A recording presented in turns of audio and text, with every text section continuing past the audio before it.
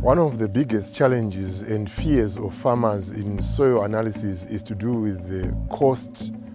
Farmers have always thought that soil analysis is a costly process, but upon working with farmers, we have realized that not testing is actually costly than testing the soil. If you don't test it, you don't know how to manage your soil and how to work with your soil. That's one of the key fears with farmers on soil analysis. And the second thing is, it has always been a thought that it's for those with money and those who can relate to the process using financial resources. But it's not a costly process. Any farmer who is doing farming can actually do soil analysis and benefit from soil analysis. That's one of the key strategies.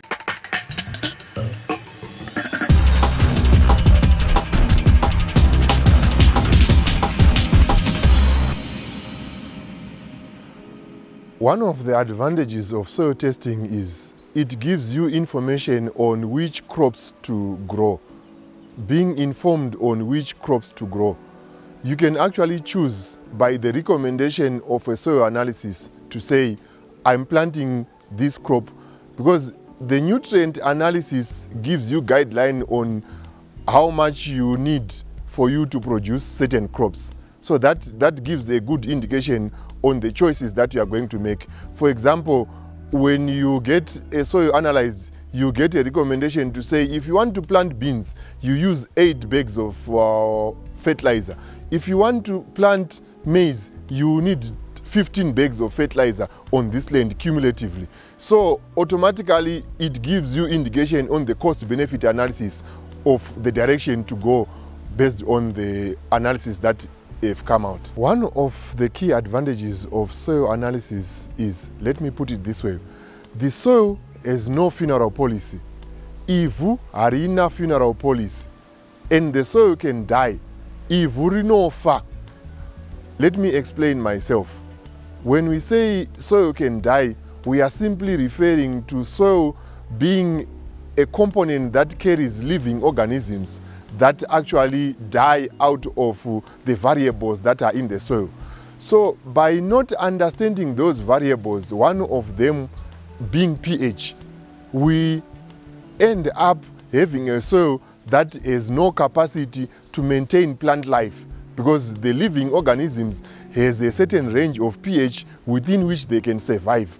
If we exceed that range, those living organisms, they will die and our soil will die. And that's the capacity of the soil to support plant life. So if we don't analyze our soil, we don't know when, and we don't understand if our soil is still living or it's dead. When we are talking about soil pH, it's measured on a scale of 1 to 14, and 7 being the central point. 1 to 7, we are saying the soil is acidic, and it increases in acidity as you move from 7 towards 1. And it also increases in alkalinity as you move from 7 to 14. So to a farmer, we are simply saying, knowing your pH will help you understand that the more acidic or the more alkaline the soil, we are affecting the amount of nutrients that are available in the soil. Acidic soils limits the amount of nutrients that are available for plant uptake in the soil. And the same also applies with alkalinity. If the soil becomes alkaline, there are some nutrients that becomes unavailable for the plant. So we are simply saying, if you don't know your levels of pH and your soil is either alkaline or acidic, you can put 8 bags of fertilizer or your manure as recommended by your extension officer, but that will not translate into a yield or a productive plant, because the nutrients are available in the soil, but they are not available to the plant because of the potential hydrogen which is the pH in the soil, which is either acidic or alkaline. So it's a waste to add nutrients to the soil which you don't know the pH.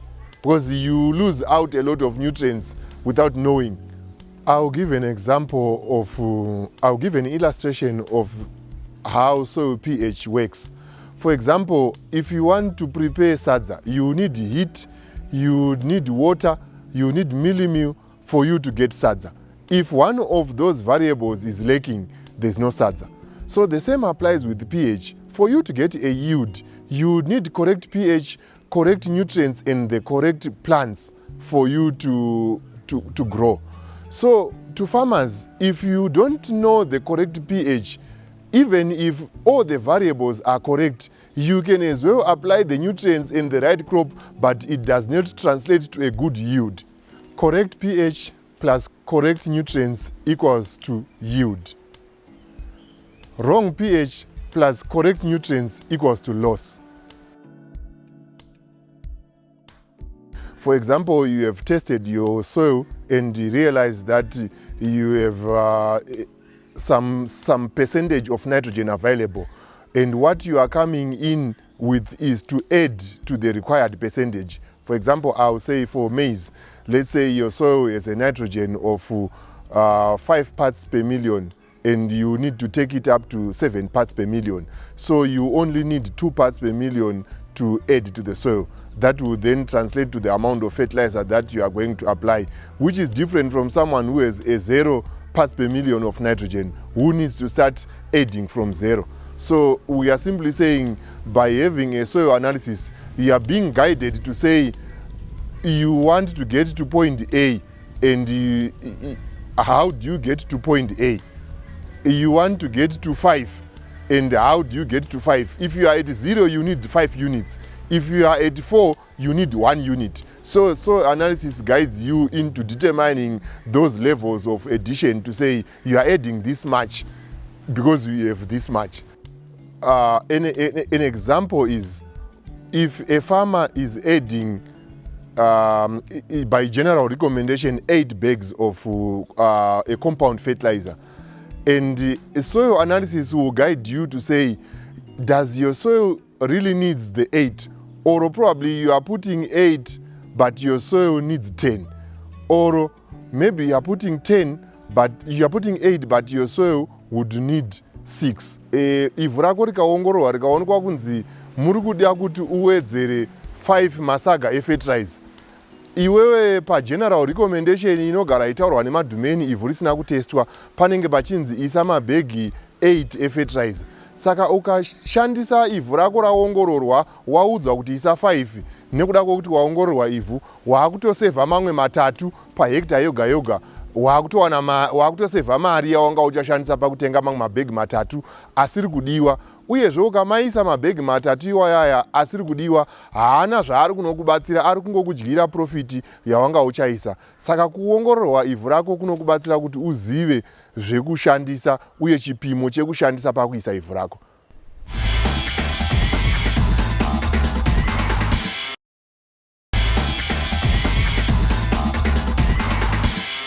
So I'm saying, by soil analysis, we are simply making sure we are saving in terms of what you put into the soil.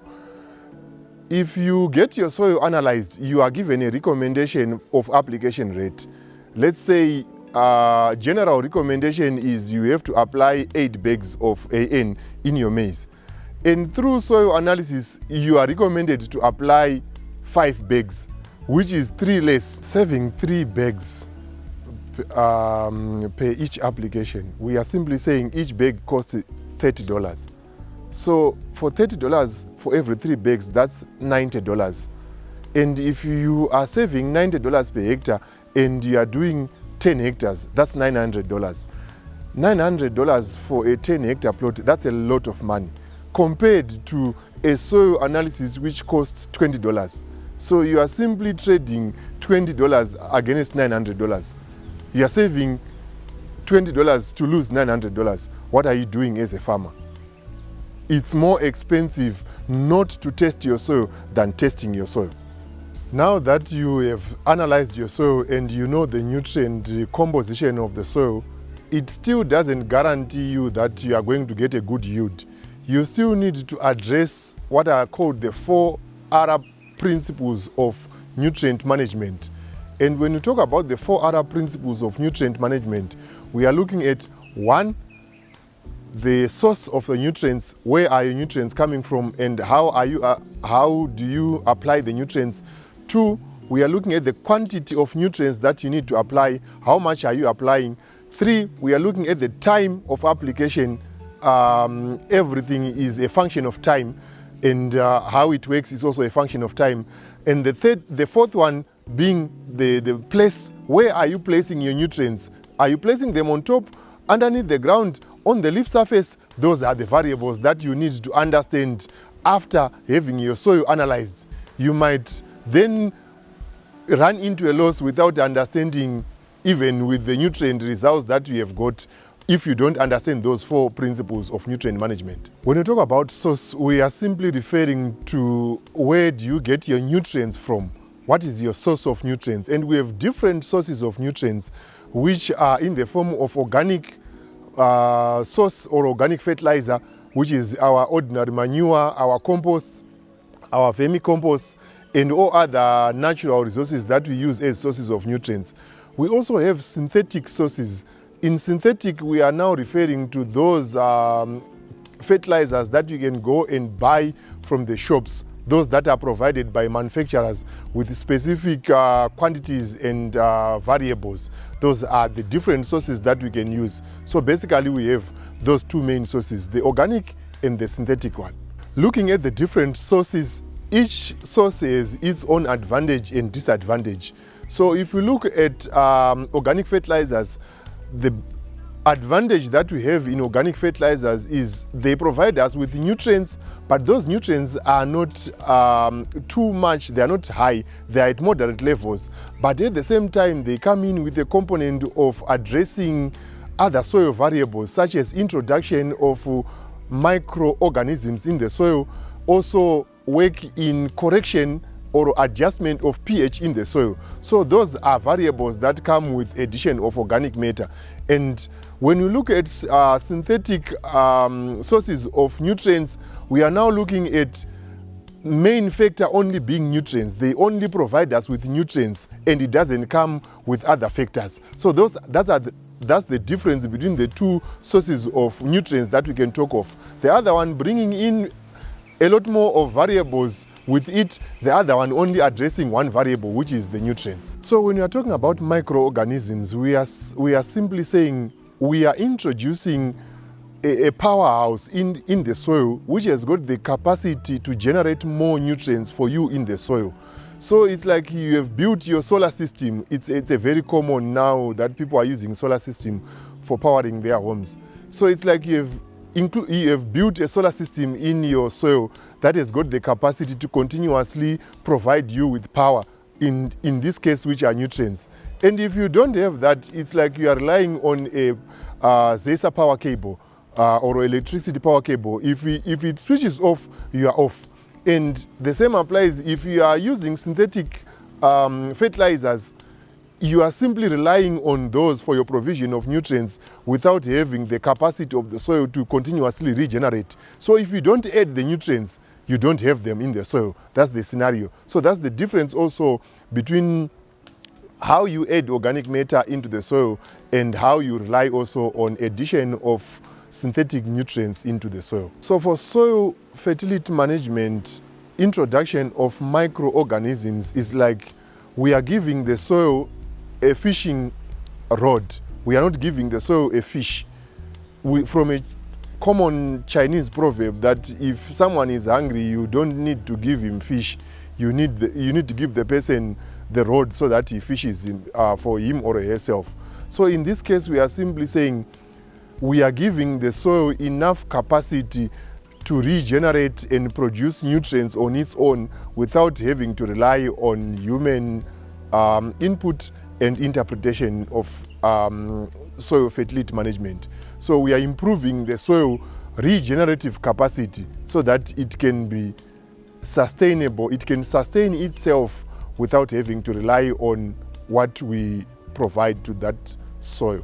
The other principle of the 4 other principles of nutrient management is the quantity of nutrients that you need to apply. So soil analysis gives you guideline on how much nutrients you need to apply. So when you have your soil tested, the soil analysis, it matches the amount of nutrients that are in the soil and the amount of nutrients that are required by the plant, and they give you a recommendation of your application rate. So you get to know how much you are applying, and that saves you a lot of money because you don't use your fertilizer or your nutrient source in excess than what is required. And in the same time, you don't pollute the environment by giving it more than what it can consume. You'll be using what is relevant, being informed by your soil testing results. The third principle is time, the right time. So whenever we are dealing with nutrient management, if we give the plant the nutrients at the wrong time, it's as good as we have not provided the nutrients. So we need to know the rightful quantities and to apply them at the right time. How much are we going to apply at this time of the at this time of the growth of the plant, or at the growth stage of the plant that we are dealing with? So it's important to know the right time that you need to apply the correct nutrients if you are to have a good yield. One of the typical examples of timing is if you are to apply your basal dressing after you have planted, for example, your maize, you are simply wasting your time because the nutrients won't be efficiently used. And the same applies if you want to apply your top dressing when your maize is already tasseling. It's as good as wasting your nutrients. You need to apply the nutrients at the right time so that you get the best results out of it.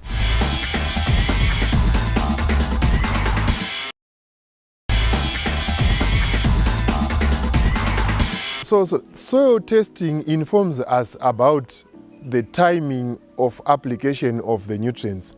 So we are saying, for example, if you don't apply your basal dressing, for example, you are producing maize, and you don't apply your basal dressing at planting with the rightful quantities and in the right way, it's as good as those nutrients that you are applying would not benefit you, because basal dressing is critical for root development and crop establishment at the early stages, so that the plant can actually deepen its roots, have a crop establishment at the early stages. So coming in with the correct basal dressing recommendation and application rate when the plant is at knee height, it's merely a waste of time. You need to apply it at the right time so that the roots can actually develop and they can uptake nutrients at that stage, and you are guaranteed of a proper crop establishment at the early stages. The other principle of nutrient management is placement of nutrients at the right place. You can have all the variables correct, but if you don't apply the nutrients at the right place, it becomes useless. For example, you are coming in with your top dressing and you apply it on the surface and you don't cover it. Or you are using your manure, you apply your manure in the field and you don't cover the manure. You have applied, but it will not benefit the crop efficiently. So when you are placing nutrients, we are simply saying the nutrients has to be placed where they perform efficiently, and we need to know how to place those nutrients for them to effectively benefit the crop. So the summary to the four principles of nutrient management: we have the right quantity, the right place, the right time. So we have to take note of those variables in nutrient management, and they are all informed and based on your analysis of soil and how the soil scientist will recommend to you the way in which you are managing your soil. And if you need more training and capacity building on how to manage your soil efficiently and improve its soil life, you can always contact us for those capacity building sessions. So in this episode, we have looked at soil analysis, its benefit, and also looked at how do we manage nutrients for effectiveness. But we are also going to cover on the process of how we actually do the soil analysis. But before we get there, we need to set the basics right in terms of the basis of what all we are doing is about. So on that, we are going to focus on why exactly are we doing soil analysis? What is the intention? So looking at soil analysis, it gives us the analysis that are done, the N, the nitrogen, the phosphorus, the potassium, the pH. Those are indicators of certain circumstances in the soil. We need to go further and interrogate soil life and get to understand the living variables in the soil. Because the amount of nitrogen is what we are measuring in the soil, we are measuring what is in the soil in terms of the soil capacity to continuously provide the same. So we need to go a step further to look at the microorganisms or the part of life that is in the soil that is responsible for continuously generating and producing more of those nitrogen, more of those phosphorus, and more of those nutrients that we are looking at. That's the microbiology aspect of the soil. So when we talked about soil life, this is the life that we are talking about, to say we need to promote microorganisms in the soil, their survival, and we are not really focusing on the nutrients. So we are now looking at what has caused the headache in the soil of having no nutrients. Takutarisa chikonzero chaita kuti musoro uteme, ndo chatakuda kugadzirisa. Now we want to address the challenge that has caused the headache by looking at what is the capacity of the soil to continuously generate and produce more nutrients. Then we focus on microbiology and microorganisms that are in the soil and promoting soil life to improve the capacity of the soil to continuously provide us with nutrients. That's key aspects of soil health that farmers need to understand. So the key aspects of microbiology that we are dealing with now is we are looking at the potential of the soil to regenerate and produce enough to support plant growth. So we are looking at the living organisms that we can see with our eyes and that we cannot see with our eyes. For example, the bacteria, the fungi. If we look at the balance of fungi and bacteria in the soil, it gives us an indication, a clear indication of the capacity of that soil to continuously generate nutrients for itself. So we have an analysis that also comes from soil analysis to inform the balance of those nutrients. We don't end at nutrients. Nutrients are proxy indicators, but we go further to interrogate the sources of those nutrients. How are they reproduced in the soil? That's when we interrogate the microorganisms to look at the balance of microorganisms in the soil and how they translate into production of nutrients in our soil. So when we are talking about soil life, we are talking about its capacity to support life in general. So life in general in the soil, we are simply referring to things that we can see with our eyes, which are microorganisms. For example, if we see ants, if we see termites, if we see the dung beetles in the soil, those are indicating life in that particular soil. And we also have bacteria and fungi, those we cannot see with our eyes. They are also part of the living organisms in the soil that we also need to promote their life and ensure they are in existence in the soil to continuously support soil life.